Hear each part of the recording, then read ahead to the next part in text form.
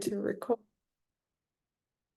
Okay, let's get started right away. And please, while I am presenting, if you have any questions at all, put them into the chat and we'll make sure that at the end of this, we have plenty of time to go over any questions that you have. We have some that have been submitted already previously, but if any of your questions aren't answered, or if you come up with questions about anything in the process of this presentation, please put them in the chat and we'll get to them. So thank you everyone for joining. Today, we are going to be talking about maximizing our profits and minimizing hassles. So primarily with Vyne, tips and tricks. Vyne Trellis is, as a company, one of our favorite tools to use for sending claims. So we are going to show you just the tips and tricks we have learned as a company on how to best use Vyne and get rid of those pesky rejections and denials. So a little bit of background, if you don't know me, my name is Ashley Bond. My father was a dentist in St. Louis, Missouri, and I'm the founder of Bond Dental Billing. I'm also a member of different associations, but I have just always had a passion for getting claims paid. And so today we're going to talk about how to get claims for your office paid. So rejections, denials, and unnecessary write-offs are costing our practices 10 to 20% of their revenue each and every year. That is a large number, and that is why we're here. We're here to help your practice reduce those rejections, denials, and any unnecessary write-offs. So what I did is I asked our team of billers these 3 questions. What are the common mistakes that you see practices making that end up as the Vyne rejections on the back end after we're submitting the claims? What are those common codes that you see time and time again rejected from your offices and why? And what are the common codes that you see denied? So we're going to take this into a few sections, but one is going to be rejected. So these are claims that don't even make it to the insurance company. And on the back end, the claims that ended up getting denied and why, and how do we fix this? So first, let's tackle the common mistakes that we see our practices making that are ending up on Vyne's end as rejections after claim submission. So number 1 is incorrect demographics. So this is the top number 1 reason why your claims are getting rejected. It's going to be your incorrect demographics. We're going to break this down into what this means exactly. The primary reason for these incorrect demographics are your insurance breakdowns. It all starts with your insurance breakdowns. They truly are the backbone to the success for the practice. This is where you get those important details that need to be in your practice management software correctly so that your insurance claims are actually making it to the insurance company. And like we like to say at our company, garbage in is garbage out. So anything that you have in your practice management software, if it's not in there correctly, those claims are never going to make it through to their destination. So you're going to see this in a few ways. Number 1, your patient information. So these are details that seem so small, yet they have such a big impact on practices. So you need to be triple checking that the subscriber information is correct. Something as little as their nickname is put in as their first name instead of their real first name. So say their first name's Catherine, you put in, they go by Katie or Kate. That can stop the claim. So something as little as not having the correct subscriber information will stop your claim. Patient name, same thing. Making sure it's the same name that the insurance company has on their side. Patient address. This is something that also is looked at and needs to be their correct address. Social security or ID number. A lot of our rejections are coming because of these 2 items. So even if you call and get a breakdown, always ask the insurance company if there is an ID number that should be submitted on claims. It's not, most companies don't go by the social anymore. I know Delta Dental Missouri has for a long time, but most companies are getting away from going by their social. So ask for the ID number. This ID number too can change. So every year when you get your new breakdown, make sure you're confirming what is the right ID number that should be on the claim. And make sure, again, even if you write down the new claim number, you also need to put in your practice management software. So making sure you have those checks and balances. And then date of birth. This is something that, again, seems so small, but one day off, that claim can get rejected. So double checking the date of birth. Sometimes you might even find that they have the wrong date of birth in their system. If you come across that, make sure you're reaching out to the patient so they can correct it with their HR department and make sure that they're getting the right information so that it's matching. The next thing is insurance information. So sometimes this can be missed, that we're updating the insurance side. So when you put in their insurance plan information, you typically just connect it to an old, insurance plan. That insurance address could be out of date. So that's something you need to be making sure you're checking when you're doing your breakdowns, that you have the correct insurance name, the correct group number, the correct address for claims address. Those change. The correct, group plan name, the employer name, the payer ID. These are things every single time you call, you just want to be doing your checks and balances. Again, this is the number one error we see. It's because of these small issues that become big issues on the back end. So check that. And then I always like to put in the claims fax number. I love having those, a cheat sheet of all the insurance companies' fax numbers in case you need to do resubmission. So if you're on the phone already, ask for it, get that information as well. So we talked about insurance breakdowns being the backbone to success. So what are some little quick tips in order to get accurate breakdowns? So collect those dental cards before they come in. So a lot of the times patients will come in, they'll hand you their new insurance card, say, oh, I've updated it for the year. Try to find out that information before the patient comes in. Vyne, if you use Vyne to send your claims, they have eligibility checks included within your services. So that's something you're not utilizing. I suggest you call them today, get your Vyne updated so that you can include those eligibility checks. Because what you're going to do is you're going to see, hey, I might need to call this patient. Seems like they don't have this insurance company anymore. And you're going to find that out before they're standing in front of you, handing you that new card. So try to get that information before they come in. I like to, before I confirm appointments, making sure I have those full breakdowns completed so that if I have to get something adjusted with a patient, I'm doing that when I'm making my confirmation call, which is typically at least 48 hours before their appointment. So keep ahead of your schedule, at least 45 hours in advance, if not even a full week, checking if benefits have changed. And again, a lot of us still, write down maybe our insurance benefits, breakdowns on a paper form. So just make sure you're putting that into your practice management software accurately. It doesn't do us any good just sitting on our desk. It needs to be in the practice management software. All the information needs to be updated.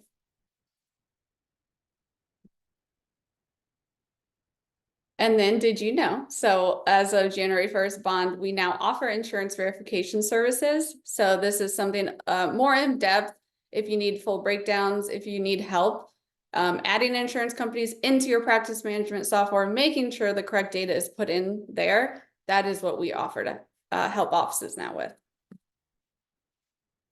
So next question we got all the time is the most common codes that we see rejected from our offices, and why are we getting these rejection codes?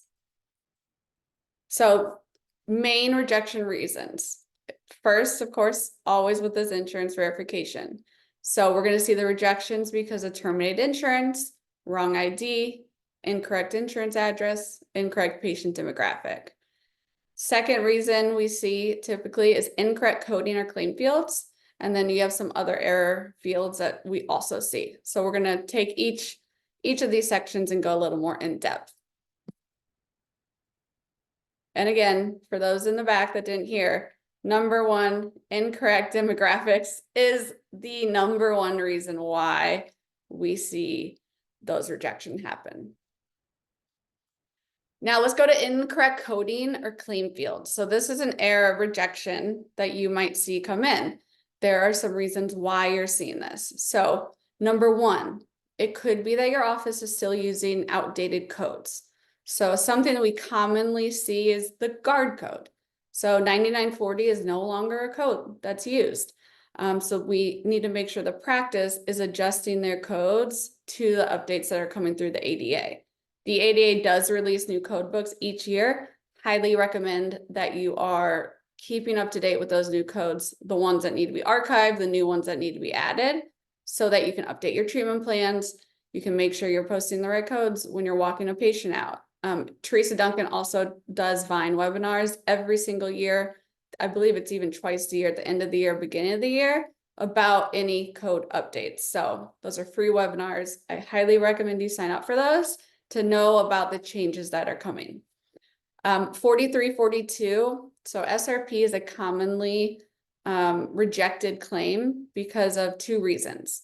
So your 4342 now needs the tooth or teeth numbers in the claim form for it to go through. This was not always the case, but now when you're submitting that code, there's a section for oral cavity code, there's a section for teeth numbers. The 4342, you want to make sure the teeth are assigned. So this could look like 17, 18.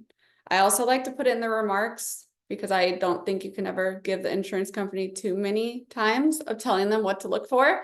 So make sure if your 4342 is getting rejected, make sure the teeth are assigned.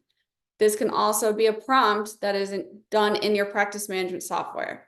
So if it's something you continue to come across, check it on the PMS side to make sure it's asking those questions when you're posting those procedures in the ledger.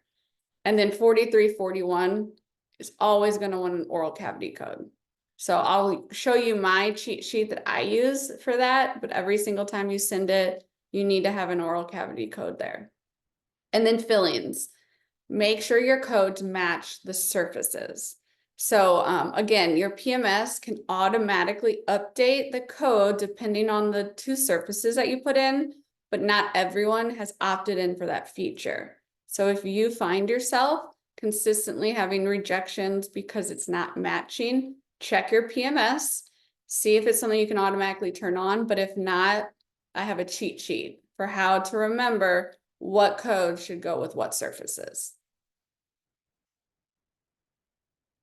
So here is the actual screenshots from my personal cell phone that I refer to all the time.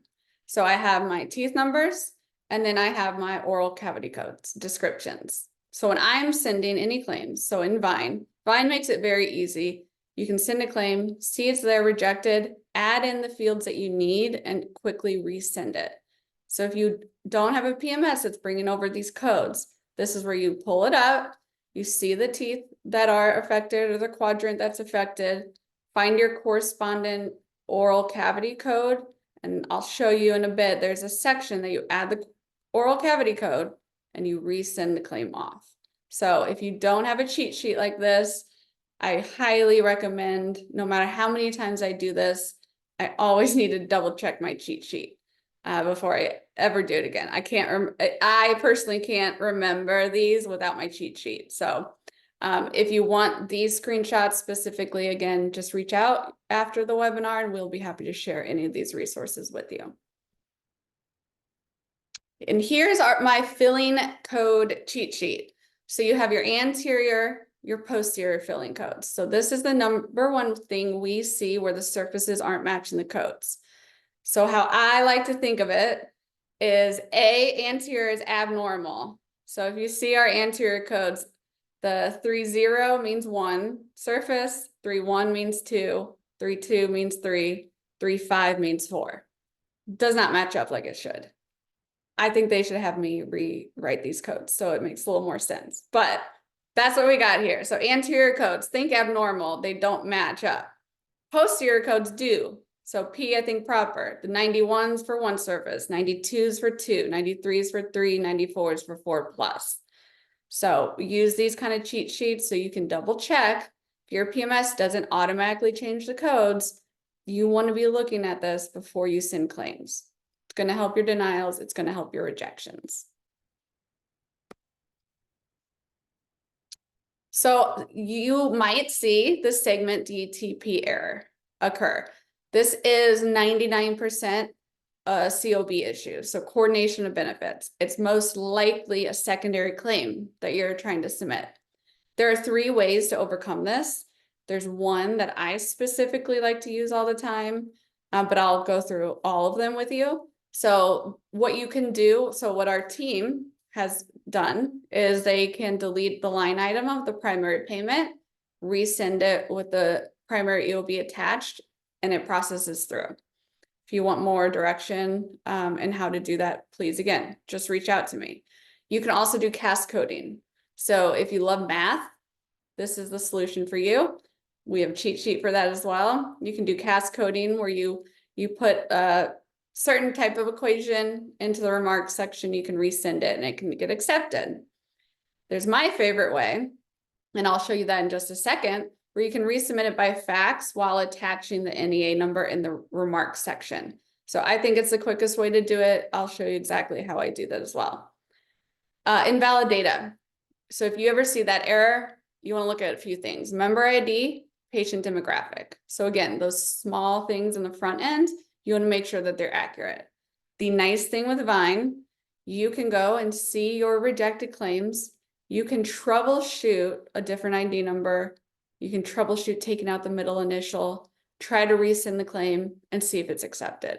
So that is a nice thing about not having to go through and into your software, change things, resubmit it to try to figure out the right way, mess around with it in Vyne, find the solution, and then make sure you then correct your PMS with the right information. So we also will come across a CDT code mismatch. So if you ever see that type of error, check the codes that's being submitted. So a lot of the times we'll see this with potentially ortho codes or those miscellaneous codes. So, you know, tobacco screening or just codes that are really miscellaneous codes for the practice. So double check those. We have workarounds for those. So if you see your office coming across this a lot, please reach out to us. We can help your specific office get through these. Now we're going to get into Vyne. So I am definitely a learn by visual. So I'm excited that Vyne allowed me to have a dummy account. So I can go in and show you guys exactly what I mean for a few of these items I've been talking about. So the first thing I want to go over is resubmission through electronic fax. So if you ever need to resubmit a claim because it's, you know, maybe you're getting that segment error and it's a secondary claim that you just can't get it to push through. Or maybe there's another reason why it's just rejecting. You cannot get it to get through to the insurance company. Vyne makes it very easy to resubmit these. So I'm going to walk you through exactly how to do this within Vyne. Okay, so here is what our system would look like if we're using Vyne. So you'll see you have your unsent claims and your sent claims. So while I'm in this system, I want to show you a few things. But first, let's talk about resubmitting with the NEA number in the remarks section. So we're going to go here to a claim here. We're going to go to Janet Doe. And what we're going to do is under Janet, we are going to go to our attachments here. You will find the NEA number right here. So all you have to do, so you tried to send this claim and maybe it came back as an error. You're going to copy the NEA number right here. You're going to go back to your procedures and you're going to paste it right there where I had previously pasted it. Once you do that, so now there's no need to fax the x-rays or any of the attachments you have on there because you have the NEA number there. That's all you need. You're going to go back here to printing your claim. You don't need the attachment because you have the NEA number. You simply can save it as a PDF. And then from there, I highly recommend if you don't have electronic fax access, there's a lot of affordable HIPAA compliant fax companies, Faxage, eFax, that you can use to send these claims, but you're going to save it, go to whatever portal you use to fax claims, save that. You can save the insurance company's fax numbers, and then you just send it right off. They're going to get this much quicker, and they're going to have the attachment NEA number right there. What I will say though, is if you utilize resubmission by fax, because there's no other way, you've tried resending it, all the different ways that you could, make sure when you're coming back here, any rejected claims that you resubmit a different way, you want to hide them. So how you would do that is you would click on the claim and you would click this hide button. So the hide button should only be for claims that you send another way instead of through Vyne's system. And I also like to update the claim status note to say how I resent that claim. So if I know I didn't send it through my primary system, I'm going to go to my claim status note in my PMS, say resubmitted claim via fax number, 1-800, whatever it is, and resubmitted by electronic fax on this date. And that means I know I've taken care of this. I can hide it. Otherwise, you don't want to hide your rejections as your working to-do list. This is your working to-do list of claims that need your attention. So you only want to hide it once you've taken care of that rejection.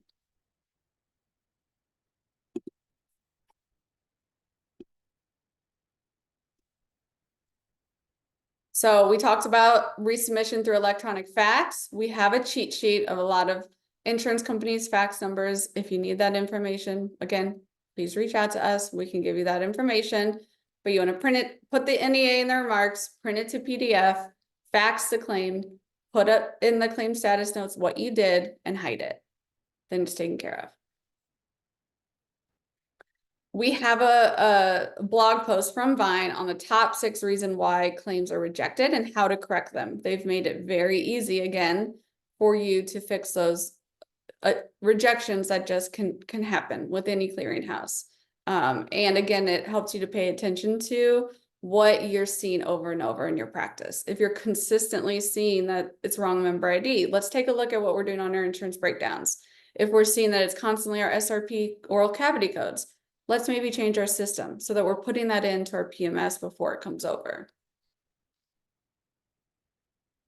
And again, check your insurance rejections daily. Whoever's sending claims, I like to go through, you send your claims, after you're done sending them, you check your rejections tab. And again, it's very clear with Vyne the way they have it set up. You can see the ones accepted, you can see the ones rejected. Your rejections is your working to-do list every single day. If you take care of it outside the system, hide it. Otherwise, you keep it there until it's corrected. So now let's talk about denials. So what are our common codes that we see denied from our offices? And why are we getting these denials? So we want to double check all the claims before we send them. Not all claims in any system are going to get flagged that need to. So no matter what you're using to send your claims, depending on what the insurance says they require, that determines what's being flagged. So not all codes that should get an attachment are necessarily getting flagged. So this is where you want to be a little proactive. I'm going to show you exactly what I do before you just blindly send claims and only are attaching ones that are getting that red mark that they need an attachment. So we're going to go back here into our claims. So typically this is my process with Vyne. What I do is you batch over all your claims that need to be sent, and they're in this unsent folder. What I typically do is I first will go to the ones that are ready. Now, instead of just sending all these through, what I like to do is go through and check the procedures that are coming over. So if you see this paper clip right here, that means that there is an attachment already on that claim. No paper clip means no attachments on that claim. So we're going to go through, and all I do is I go to the procedures, look at the codes. If I know the codes don't need an attachment, I'm going right back to the next one. And I do that all the way down on all green, ready to go claims, because I want to double check it myself before I send them through. So let's just pretend that this comes through and this is SRP. Common codes that aren't flagged would be Potentially SRP could be one, although that's stopped more. Guards are not always flagged.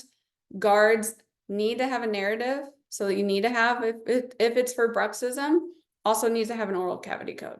So you have to have the oral cavity code selected here. So you'll be able to see by your clinical notes or in the software if it's an upper or lower guard, and then use my cheat sheet to put the corresponding oral cavity code here. And then same for root canals. Root canals are not always stopped to get attachments. So you want to make sure always attach the pre-op x-rays with the root canal, photos if you have it. The more information, the better when it comes to attachments. Make sure you have your narrative in there. Extractions are not always stopped. So make sure you look for those extractions. You're having, again, your pre-op x-rays, your narrative, why it needs to be done. Those are the main codes that I see that can pass through without prompting you for an attachment. And that's because the insurance companies are saying they don't require it, but we all know that they are going to stop that claim and not pay it because they really do require that. So again, go through, check all the ones that say ready, do a double check before you send them.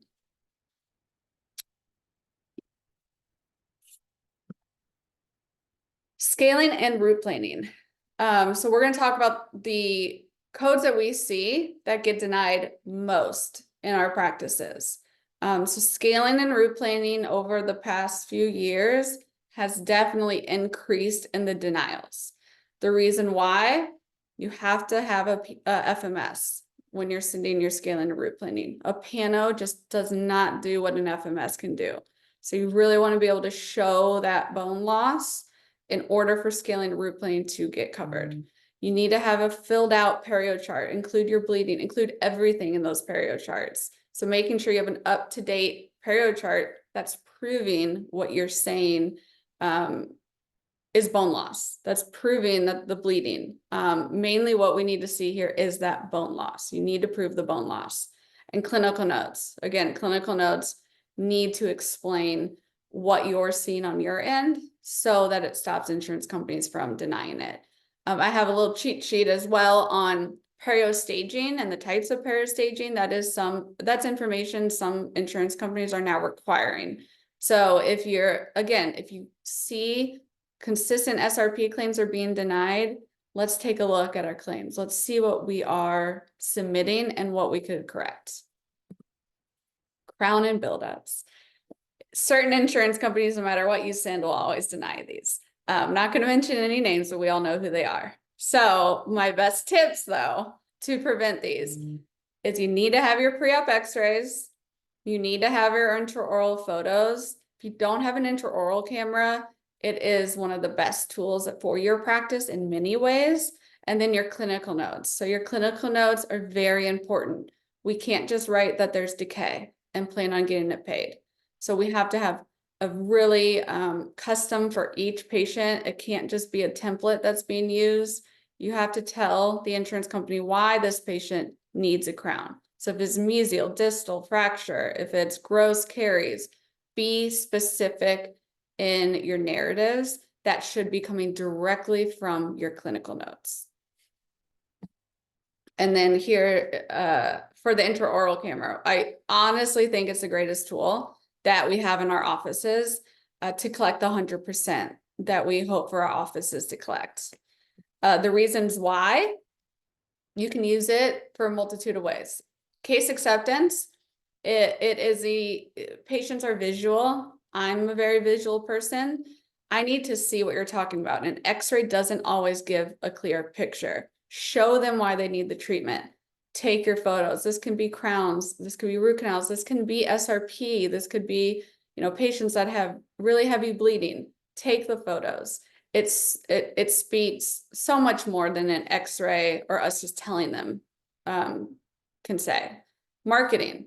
If you have them sign a consent form, you can use before and after photos for marketing purposes. So the one photo that you took can be used for case acceptance, marketing, and then what I primarily care about is insurance denials.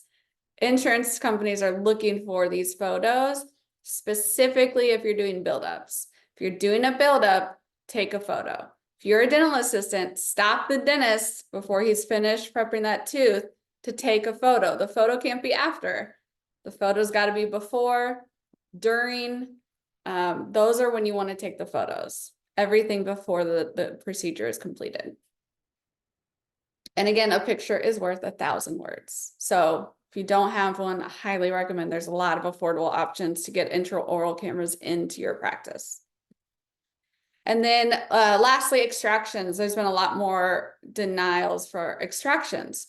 You want to make sure for these, please take pre-op x-rays. Post-op doesn't really help. Pre-op x-rays to show why the extraction was needed. But you want to make sure the x-rays too are showing the entire tooth. So typically the PA, you want to see under the root. You don't want the root cut off. You want to see everything. You want to see the top of the tooth. If you're not able to get that in one x-ray, take multiple x-rays. Take a PA and a bite wing and make sure you're submitting that data to the insurance company. What I would do is track the denials that you're getting back from insurance companies. Are you getting denied the same type of codes? That's telling you we might need to tweak something that we're doing either clinically or the way we're sending claims. So track those denials coming through, see what codes they are, see what the common trend is. That's going to help you be successful. And then this is one of my favorite features with Vyne. So there is a new way to resubmit claims. So I don't know you guys, but one of the frustrating parts on resubmitting claims is it will go through as a duplicate claim. So you try to give them what they want, and then they deny it because they say, oh, you've already sent this, but you're sending what they asked for, which is more information. So again, Vyne's made this extremely easy to resend information so that you don't get a duplicate claim back. So what I would do is I'm going to go to sends, and I am going to go back 3 to 6 months on the ones that were accepted. And we're going to go to Charlie Doe here. So I have a claim that's been sent, and let's just pretend like they say, oh, we need an x-ray for this claim. What I'm going to do is I'm going to go to attachments here. And this is the important section I want to note. Carrier reference. You are going to want to put in here, and it'll give you more information there, the reference number that they give you on the call. If you're not asking for them, please make sure you ask for a reference number or ask them for a claim number. The claim number that your practice management software creates is not the same claim number that they have on their end. So you want to make sure you're asking what claim number on their end that they have, so that when you do resubmit the claim, it matches up. So this is where you're going to put that information. You're going to attach your x-ray here by screen capture. You can even add a narrative up to 2,000 characters. Resend it this way. You just click that button, it resends it with the attachment, making sure you put this information in here. You can also send standalone attachments here. So if you want to create a standalone attachment outside of a claim, it allows you to do that now. You just want to go into your patient, make sure you select the right data service, screen capture or upload your attachment here. And again, make sure you're putting in either the claim number, the reference number, some information so that it will connect the two.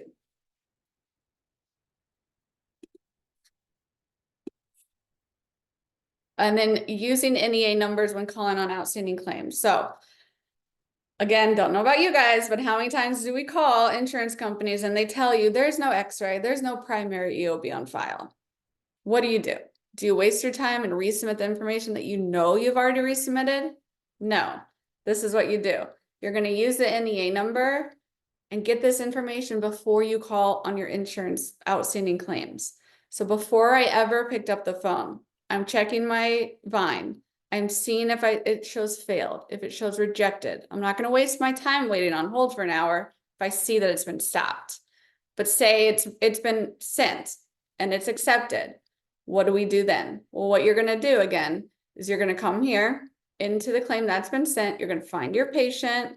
Make sure if you can't find them, you're switching the dates. So you go back far enough. You're going to find your patient. Again, go to the attachments. You're going to have that NEA number ready, because when they tell you they have no EOB on file, when they tell you they don't have the FMS on file, you're going to give this number, and 9 times out of 10, they are going to magically find it. So this is your secret sauce. Use your NDA numbers when you're calling on outstanding claims. It's going to prevent you from having to resubmit it and wait another 30 days for it to process.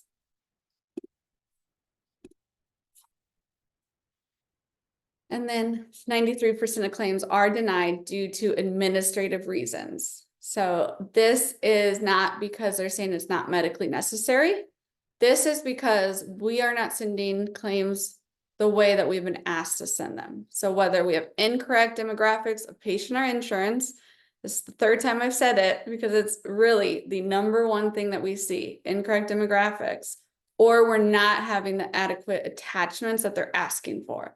We need to send them the information that as an industry, we know needs to go with that claim. And then a little spiel what we do. So we do handle insurance billing, patient billing, and insurance verification. So that is what we do, and it's what we love to do here at our company. If you want our free resources, so we're going to be launching these webinars, free resources, blogs, newsletters, etc., all freebies. I will have, again, a link for you to sign up after this, but you can also snap a little picture of the QR code and sign up here.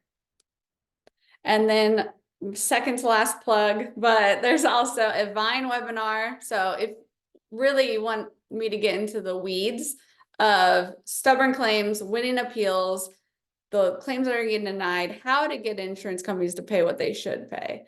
You want to register for this live webinar that's happening next month with Vyne.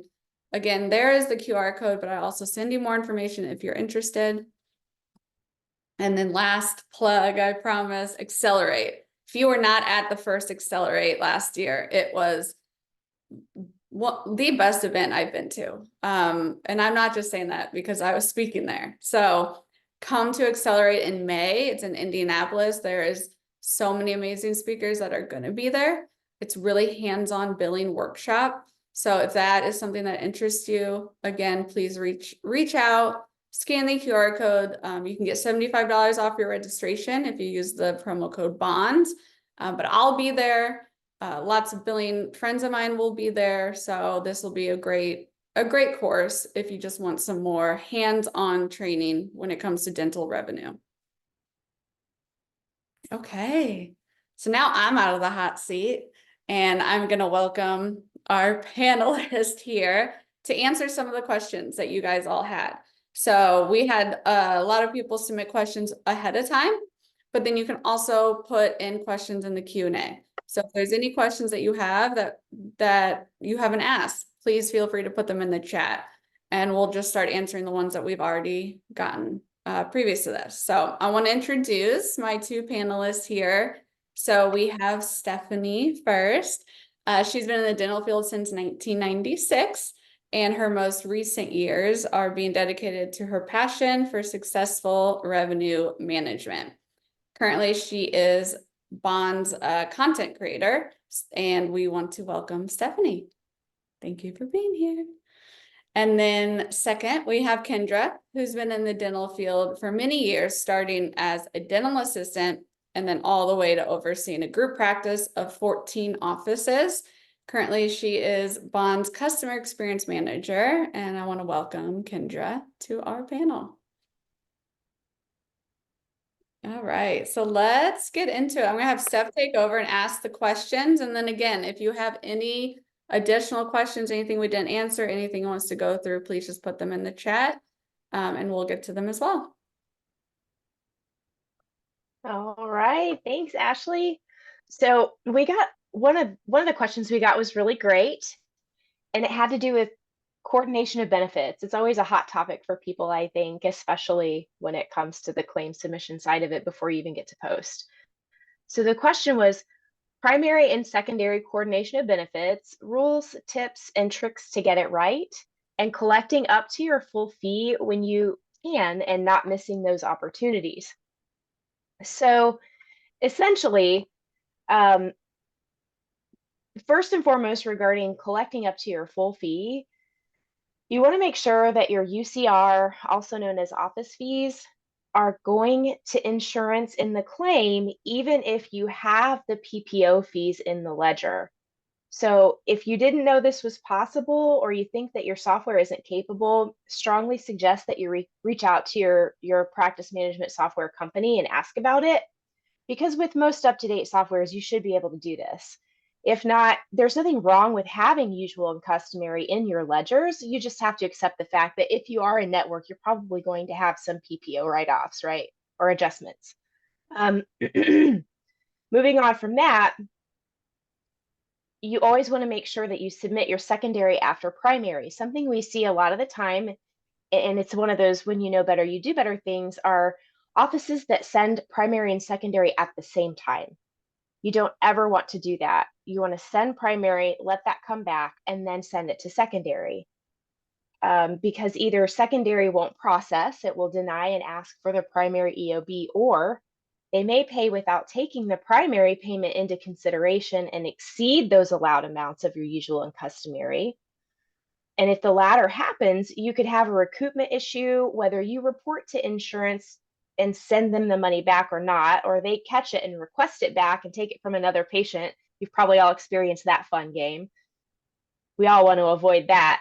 And then posting that payment could create a false credit in your ledger. Lastly, back to the patient demographics aspect. Ashley, I think we've probably said it 5 or 6 times now. Make sure you have primary and secondary input correctly in your software before you ever even see the patient, let alone create a claim. The birthday rule typically applies. Sometimes it doesn't if there's any kind of court paperwork, which you'll have to provide the insurance company with later. But this aspect needs to be confirmed and put into your software before you ever treat the patient or create a claim. That's our answer to that question. Yeah. And you might have mentioned this, but I want to add too, when you're posting your primary payment, do not do the adjustments until secondary is back. There are, unfortunately, so many practices we go into that have just loads of false credits on their accounts. And 9 times out of 10, it's because of primary and secondary insurance companies. So number one, don't take your adjustments until after secondary has come back, and then take both into account. But wait until secondary is back. And then number 2, when you're done posting a secondary payment, look at the ledger. If it's ending in a credit, that's a red flag to go look. Maybe they had a credit before, and so it checks out. But just if you see that that patient has ended in a credit, go back and just double check yourself and make sure that everything has been posted the way it should be. And we also have a cheat sheet. If you need a cheat sheet, we have a cheat sheet for everything. If you need a cheat sheet for primary and secondary and birthday rules and who's primary, who's first, second, we got a cheat sheet for it. So reach out and let us know. Yeah. And that ties into the other questions we got, which is there a cheat sheet of common rejection codes? And if not, is this something that Vyne's working on? And actually, yes, we can email this to you. So I'll circle back and plug. You're going to get a really quick survey after this. So if you want additional information, please make sure you fill that out and let us know what email you would like it sent to within that form. And I'll go ahead and move on to another question we got. And I do see the Q&A questions rolling in, you guys. These are great questions. If we run out of time, we'll make sure that we get those answered for you. The second question we got in advance, though, was when a narrative is sent to the insurance for the claim, should the narrative be short and sweet with the highlights of the procedure done, or detailed with history and highlights of the procedure done? My team struggles with getting me details, and I feel I am needing more details than just the actual procedure details. That is a great question. Great question. So any details that are needed to get the claim paid should be in the clinical notes anyway. So if we really think about the very beginning of the treatment, your team should already have those details for you before the claim is even sent to the insurance company. There's no such thing as too much information. So while written narratives in the remarks section condensed is good, attaching the actual clinical notes themselves as a supporting document is ideal, or via a screenshot. You can do both in Vyne, but you can and should include the clinical notes from the diagnosis appointment most of the time if it was separate from the treatment appointment. The insurance company wants to know why. Why did you do this treatment? And then how did you do it? So there's a section in Vyne that allows up to 2,000 characters for a narrative. You find that under attachments, which is different than the remarks section. 100%. And I'll add on that too. If you are currently using copy paste for codes for your narrative, I would get away from that. Insurance companies, really your clinical notes equal your narrative. So you shouldn't have the same narrative for each crown or each buildup. It really should be specific to the patient. So no longer can we just submit decay. It has to be specific. Where was the decay? You know, mesial, buccal, decay. Where was the fracture lines? What is the reason for this specific patient? And again, to make it easy, just take a look at your clinical notes. Make sure that your clinical notes stand alone to be sent as a narrative, because honestly, if you get audited, that's what they're going to look at. They're going to look at the legal form you filled out, which is the claim form, matches what you have in your clinical notes. Absolutely. And then the other question, Ashley, was just about printing. Do you think there's a way to print an updated claim for 2019 in Vyne? Yeah, so there is. So any 2019 can be printed. It just depends what version you're using. So double check the version you're using. If you're unsure, Vyne customer service, super quick to get back to you. So send them a chat, call them up, ask them. But any claim, you have the capability to print it if you need to. Now, I don't recommend like snail mailing all claims ever, but there should always be that option. All right. Okay, I think those were our preloaded questions we wanted to focus on, so we can flip over to the Q&A questions here. Kendra, did you want to take one? Oh, you're on mute.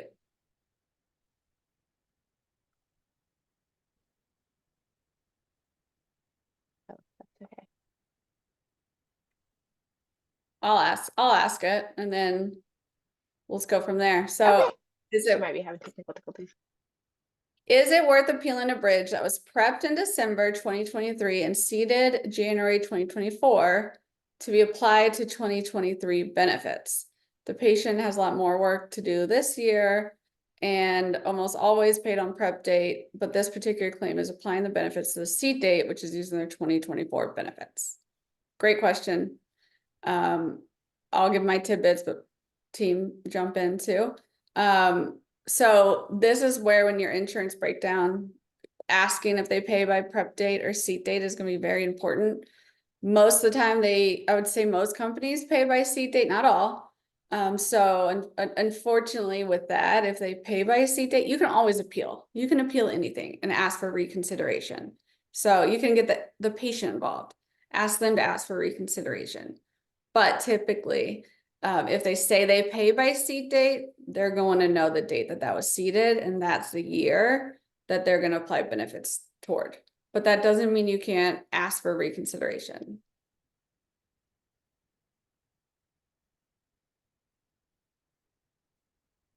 All right, next question. I have an issue with a dental claim that keeps getting denied for a buildup. Oh, that happens to a lot of us. You're not I have filed an appeal. I've sent over additional information. The patient has even gotten involved and called her carrier. When patient calls, she is told that they have not received anything on my end. Of course, at this point, I'm frustrated, and the patient is as well. I'm getting nowhere in getting this claim processed. What else can I do? So a few things I would recommend, and then I'll stop talking so other people can have a chance. So very common approach. I didn't receive the information that you sent. It's great. Number one, that you got the patient involved. The insurance companies, honestly, they don't care about us as much as they care about the patient. So getting the patient involved was a great first step. Other options I would try is, you tell them, I have sent this information this way. You need to provide me another way to send you this appeal, whether that's email, fax, etc. Something beyond the snail mail, because something's broken in that system.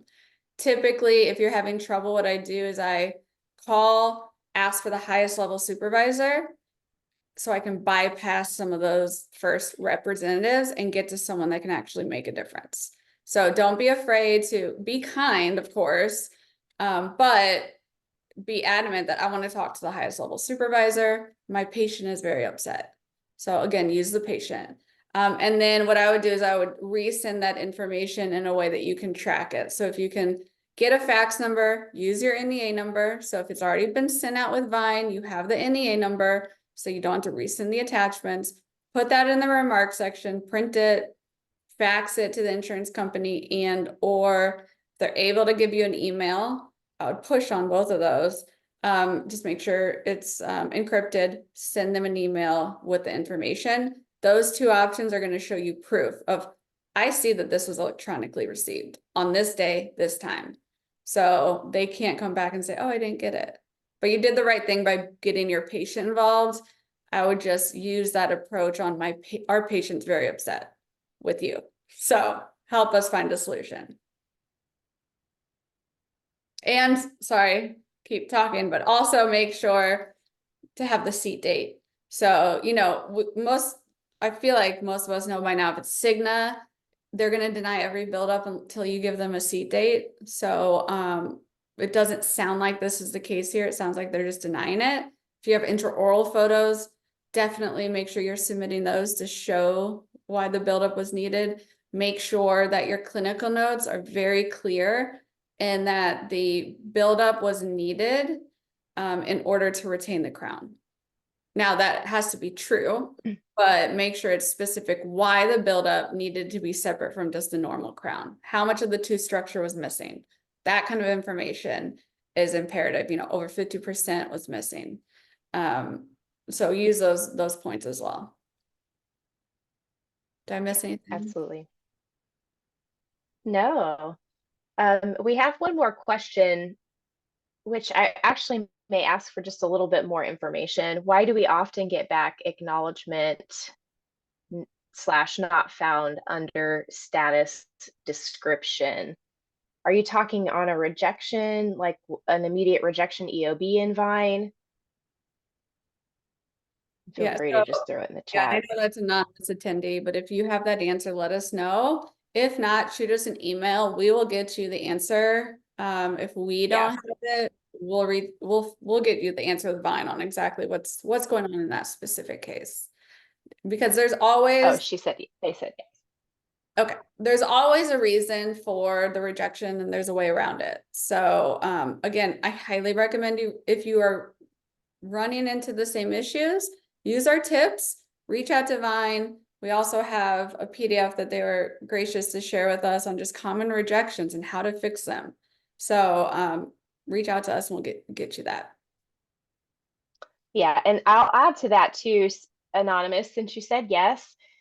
One of the first things I would check if you're having this happen a lot, it is your insurance verification process and your demographic entry, because if you're showing the patient is active, the plan is active, but you're getting that error a lot, it could be group number, it could be that a lot of offices think that the patient's address for a dependent, like a non-subscriber, if it's in different fields, if it's not in there, it'll be fine and it won't. But those kinds of errors, for me, I think typically lead back to the demographic section or whether or not the insurance is active or the plan's active.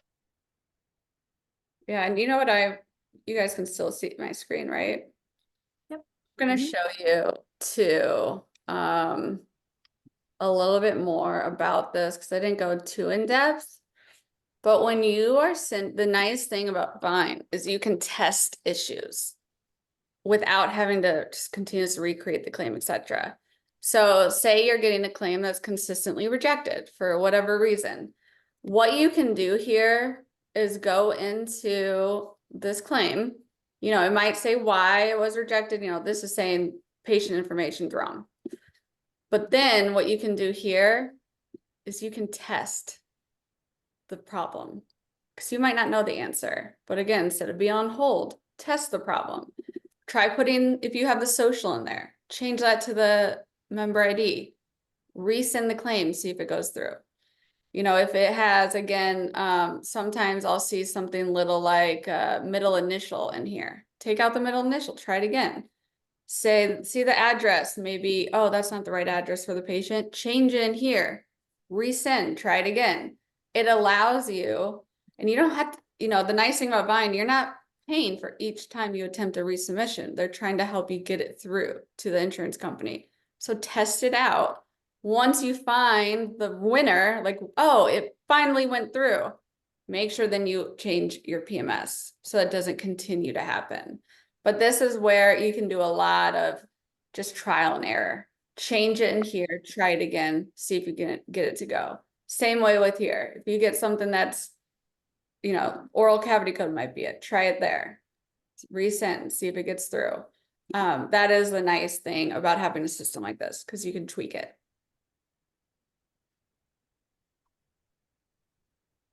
I think Kendra is done with their technical issues. She had another tip she wanted to share. Yes, thank you. Sorry about that, guys. For our EagleSoft users too, I would just say make sure to check your subscriber as well as your patient under the preferences, making sure that those correct subscriber ID or socials are in there, whichever is being used for the member ID. I often see a lot of times, especially with offices that we take in, for billing services or insurance verification, that those are incorrectly entered or not entered at all. So for any EagleSoft users, I would say definitely check there first as well. Yeah, that's a great point. Well, a lot, we have one off, an office I know of that they are still, you know, using social. And so again, a lot of insurance companies are requiring ID numbers, not socials anymore. So if your EagleSoft is set to send the social, you might run into a lot of issues there. I think that was all the questions. So Yeah. I want to thank everybody for joining us. Again, if I haven't said it enough, we have these cheat sheets and resources. So if you would like anything that you saw here, if you want more information, immediately after this webinar, you are going to get an email. So you want to click on that link, fill out the Google form, and then you can ask additional questions there. You can ask for more resources. You can sign up for our future webinars or newsletters. We can get you connected to Vyne. If Vyne's not a system you're currently using and you're interested to know more, as a billing company, it is my favorite software to use for ease. So if you want more information on what that looks like, reach out to us. We will get you in touch with the right people. And then again, sign up. Vyne's having a webinar in March where we get into the nitty-gritty of appeals. And then if you are in the Indianapolis area or would like to join us in the Indianapolis area, which you should, the Accelerate Conference is in May. So we'd love to see you there. But I just want to thank you all for being here. And I will also share this recording after it's completed. Thank you, Kendra. Thank you, Steph. Thank you. Thanks, everybody. Everybody.